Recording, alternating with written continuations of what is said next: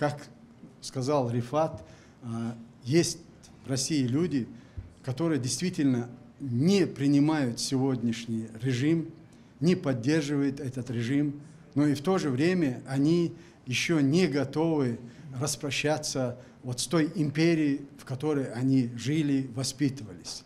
И после такого содержательного доклада Руслана Кутаева по Горской республике, по тем процессам и выступления Рифата и многоуважаемого моего друга, я не постесняюсь этого слова, Мустафы Джамилева, я немного даже скорректирую свой доклад, чтобы не быть и не повторяться во многих аспектах, которые здесь уже озвучены.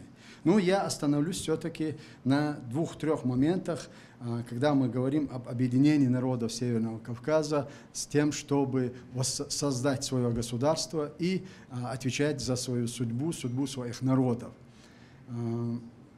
На самом деле, то, что сегодня впервые за 100 лет наши народы или представители народов имеют возможность обсуждать будущее, свое будущее без влияния России, это, в принципе, неоценимый факт. Я очень рад тому, что это все сегодня происходит в Украине. И происходит это потому, что Россия развязала вот эту бесчеловечную, агрессивную, жестокую войну против свободной нации, против суверенного государства. И сегодня украинский народ, отражая российскую агрессию, на самом деле является примером подражания для всех наций и народов, как надо бороться за свою свободу и какую цену надо платить. Но чеченцы в данном случае являются исключением из этого. Почему? Потому что мы первыми приняли на себя удар этой страшной империи, возрождающейся империи. Все, что Ельцин начал в Чеченской Республике, это было началом того, что сегодня происходит в Украине. Но тогда, к большому сожалению, весь мир закрыл глаза на те события, которые происходили у нас. Вы только вдумайтесь, более 300 тысяч человеческих жертв среди гражданского населения. Это чуть больше миллионная нация. Среди них более 42 тысяч это были дети. И это цена, которую мы заплатили за то, что сегодня мир стал оказывать поддержку украинцам. Почему я об этом говорю? Потому что на самом деле есть очень много, как сказал Рифат, наши соратники, российские либералы, которые действительно хотят изменить и сменить существующий режим. А вот до конца поверить им, что они хотят изменить суть этой империи, к большому сожалению, у меня пока нет этих оснований. Потому что каждый, кто сегодня нанимает лоббистов во всем мире, пытаясь склонить Украину к каким-то перемириям, переговорам или требуя гарантии для России, как государство, что оно будет иметь, что она сохранится в тех границах, в которых она сегодня находится. Если эта страна сохранится в тех границах, и те народности и народы, которые находятся в колониальной зависимости от Российской империи, я вам гарантирую, что через несколько лет она снова сделает то же самое, что происходит сегодня. Потому что мы это в истории этой страны уже не один раз видели. Мы не один раз становились свидетелями того, что имперцы, переукрасившись демократов или либералов, говорили нам: берите суверенитета, сколько вы сумеете одолеть.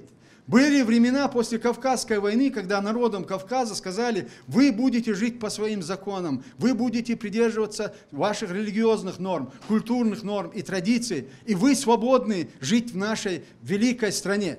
И мы вам гарантируем защиту. И чем все это заканчивалось? Каждый раз. Сегодня Рифат Чубаров очень хорошо упомянул о 2-3 моментах, но я хочу коснуться еще выше. Российские либералы и демократы, это декабристы, среди них был так называемый Павел Пестель, демократ, которого царь повесил. И в его разработке новой российской демократической конституции было прописано очень четко, как поступать с кавказскими народами. Разделить их на мирных и на буйных, уничтожить, мирных расселить по всей матушке России, по всей территории. И кто реализовал план Пестеля? Сталин в 1944 году.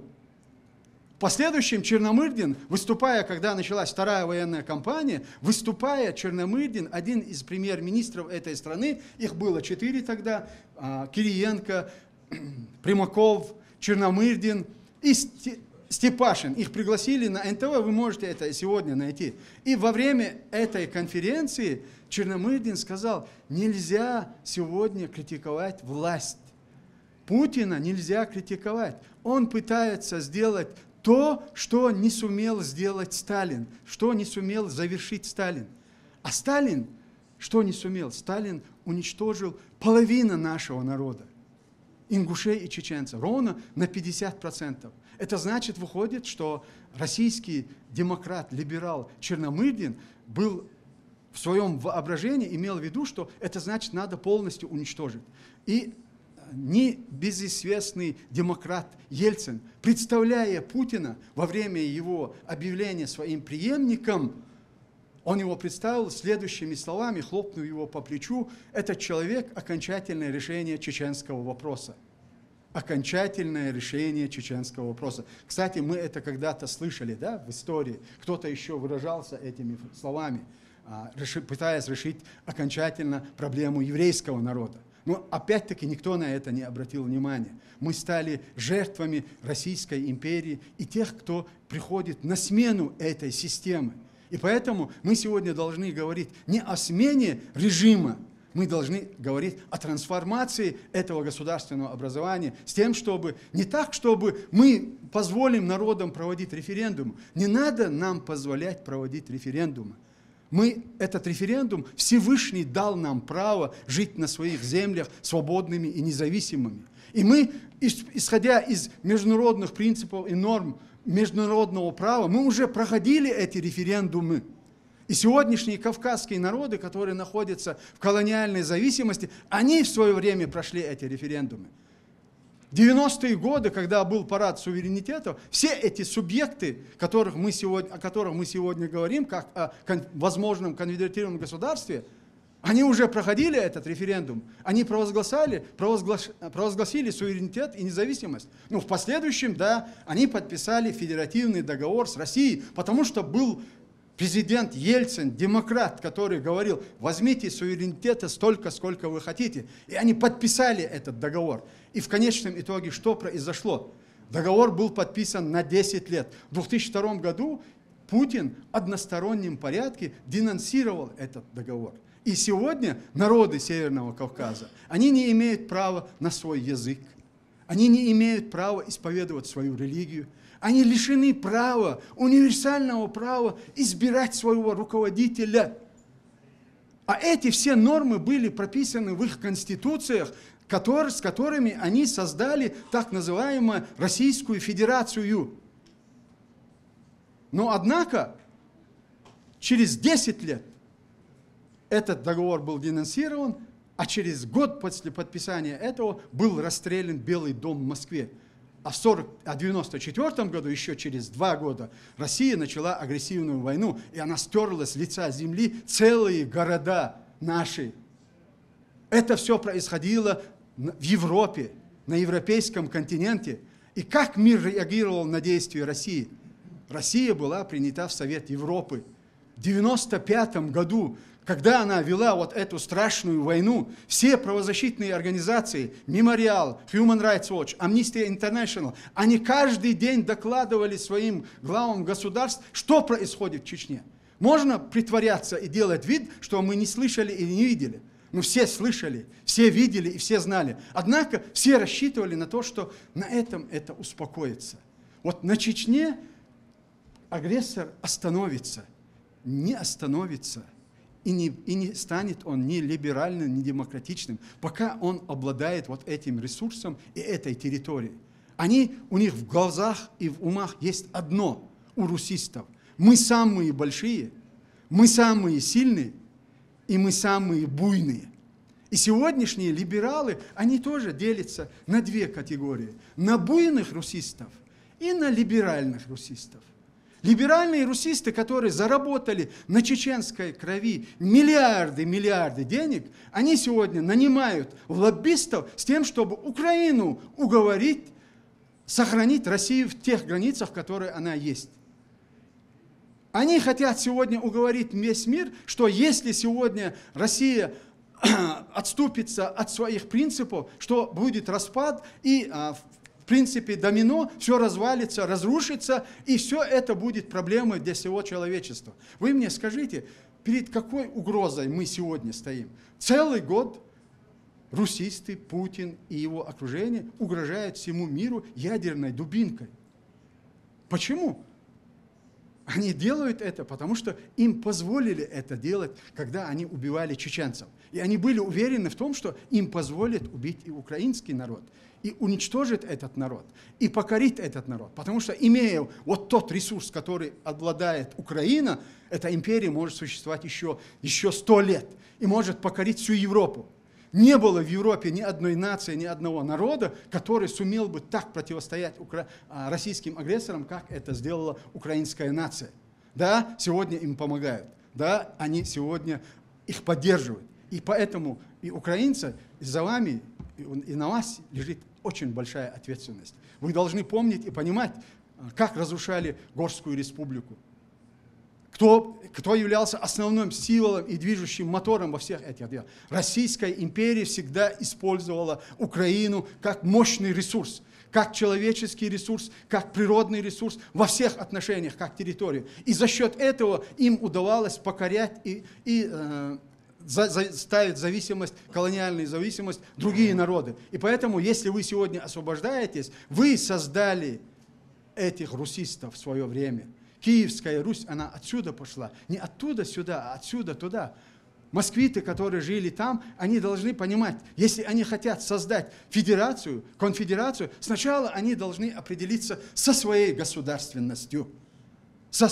Мы в свое время, когда русские предлагали нам, Ельцин предлагал подписать федеративный договор, мы сказали, окей, хорошо, мы готовы подписать, только вы скажите, где Русская республика или регион, с кем мы должны подписывать это соглашение. Нет, мы, Россия вся. Так не бывает, когда вся Россия, этого бывает мало, и надо получить весь мир или всю Европу. Вот что они сегодня добиваются. Поэтому хотя наша тема была посвящена Горской республике, но все, о чем мы сегодня говорим, это касается именно вот этих моментов, которые позволили тогда разрушить эту государственность. И сегодня мы должны четко понимать. И я хочу в первую очередь для наших друзей, нужно четко понять одну мысль. Российская империя может существовать в режиме подлинной демократии. Как только в России провозглашаются демократические свободы, империя немедленно начинает разваливаться на куски. Чтобы сохранить империю от развала, центральная власть начинает политику подавления национальных движений, то есть политику жесткого диктата, репрессий и авторитаризма. И все возвращается на круги своя. И сколько бы ни колдовали российские либералы над этой проблемой, то есть сколько бы они ни ухищрялись в стремлении установить в России демократию и при этом сохранить империю, это невозможно. Всегда возникнет вопрос и необходимость чем-то пожертвовать. Или империи для установления демократии, или демократии для сохранения империи.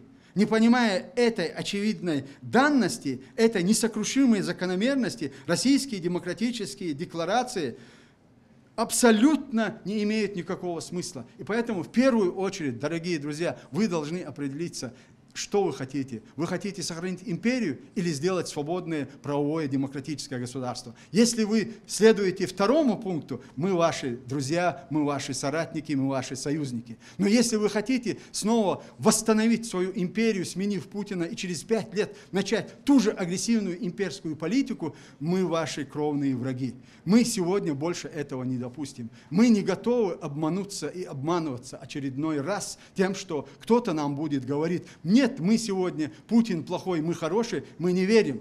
Вот когда эта страна трансформируется в какое-то другое государственное образование, и она создаст структуру, такую структуру, которая обеспечит безопасность не только народам Кавказа, но и всему миру, вот в этом случае мы можем жить и двигаться вместе. Благодарю за внимание. Я извиняюсь, если я отнял.